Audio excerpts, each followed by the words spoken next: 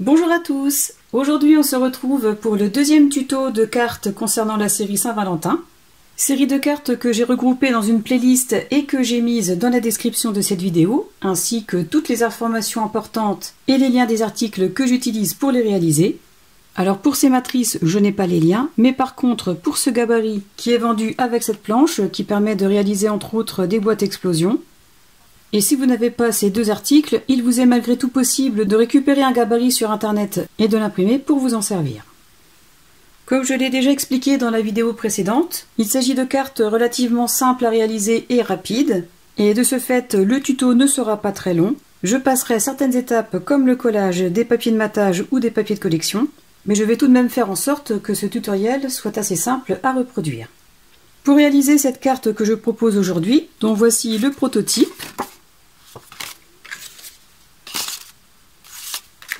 je vais utiliser du cardstock Florence de couleur cool grey en 216 grammes et lisse pour réaliser la base de carte. Pour le matage, je vais utiliser du papier Florence de couleur rubis en texturé. Et pour la décoration, je vais utiliser une feuille de la collection Oriental Garden de la marque Stamperia. Pour la réaliser, je vais aussi avoir besoin de découpe en utilisant une grande matrice de découpe en forme de cœur, comme celle-ci, et une autre un peu plus petite que j'ai déjà utilisée dans la carte précédente. Comme pour la première carte, j'ai déjà coupé aux bonnes mesures toutes les parties qui vont être nécessaires à sa réalisation. J'ai donc commencé par prendre une base de carte de taille standard, c'est-à-dire de 21 cm de long sur 14,7 de haut, et j'ai fait un pli à 10,5, c'est-à-dire à la moitié dans les 21 cm. J'ai aussi coupé un morceau de cardstock de 13,5 cm sur 6 cm, et j'ai fait un pli à 1,5 et 12 cm dans les 13,5 cm. Ensuite, pour couvrir ce côté et celui-ci, j'ai coupé des morceaux de cardstock de façon à laisser un liseré égal tout autour, comme ceci. Donc moi ici j'ai laissé un liseré d'environ 2 mm. J'ai fait la même chose pour le devant. Ensuite, dans le papier de la collection choisie, j'ai coupé un morceau de façon à laisser un liseré égal tout autour par rapport au cardstock de couleur rubis, comme ceci. Et la carte va dans ce sens. Et pour décorer la bande passante, pour commencer, j'ai coupé un morceau de cardstock de façon à laisser un liseré aussi tout autour, comme ceci. Et un autre morceau du papier de collection qui se placera par-dessus. Puisque cette carte va s'ouvrir dans ce sens, si vous avez des motifs ou des écritures, arrangez-vous pour qu'elle soit dans ce sens. Je vais déjà commencer par coller le cardstock ainsi que le papier de collection et je vous montre la suite. La carte est habillée à l'extérieur, la bande passante aussi. À présent, je vais pouvoir la mettre en place. Pour ce faire, je vais commencer à coller la première pâte de collage.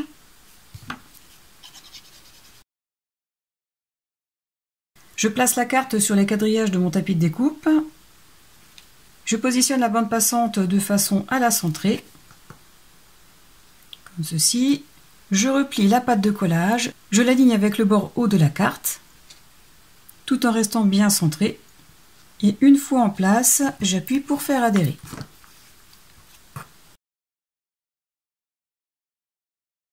Ensuite, j'encolle la deuxième pâte de collage. Je la replie à l'intérieur et je la mets en place sur la carte.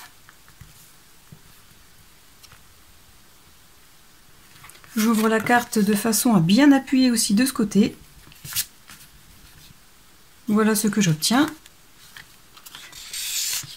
De cette façon, il sera possible de glisser ce que l'on veut à l'intérieur de cette bande passante. Ensuite, pour décorer la bande passante, je vais utiliser une découpe cœur relativement grande, qui puisse couvrir déjà une bonne partie de la hauteur de carte, comme ceci, et une autre plus petite que je vais placer à l'intérieur. Alors il y a deux solutions pour mettre en place ces deux cœurs. Soit on les colle tout simplement de cette façon sur la bande passante, comme ceci, en mettant de la colle uniquement ici et derrière celui-ci. Ou alors, pour donner un effet supplémentaire, il est aussi possible de marquer les plis au niveau des cœurs, après les avoir collés en ne mettant qu'un seul trait de colle au centre, que ce soit aussi bien pour le grand que pour le plus petit cœur.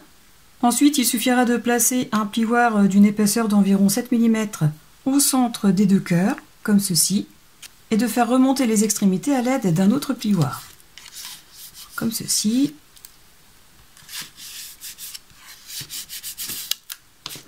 Et après, libre à vous d'ajuster l'amplitude des cœurs selon vos envies.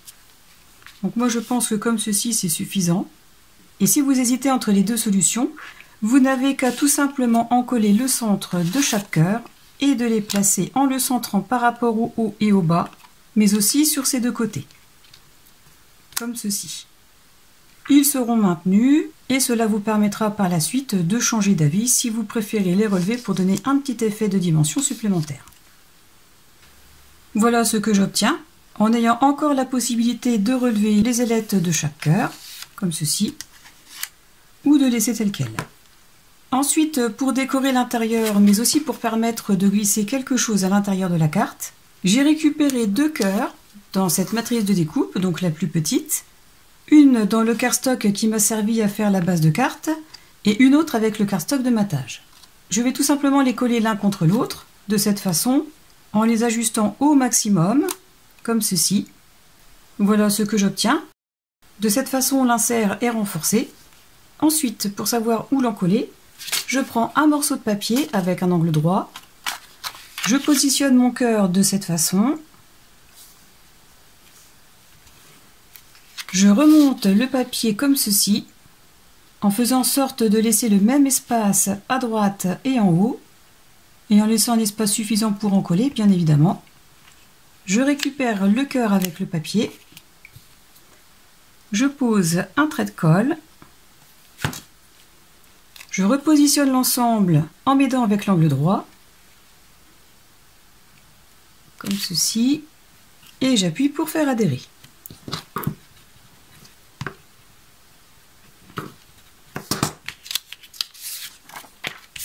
L'insert cœur est mis en place, la carte est décorée.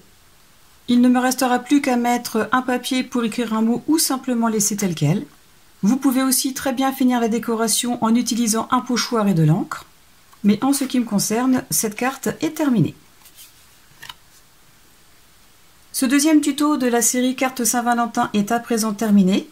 J'obtiens une carte très jolie, très fonctionnelle avec sa bande passante, ainsi que l'insert à l'intérieur. Et même si cette carte est relativement facile à faire et rapide, il n'en reste pas moins qu'elle est très jolie et originale. J'espère que ce tuto vous aura plu. N'hésitez pas à me dire en commentaire ce que vous en avez pensé. Je vous rappelle que toutes les informations utiles ainsi que les liens des articles que j'utilise se trouvent dans la description de cette vidéo.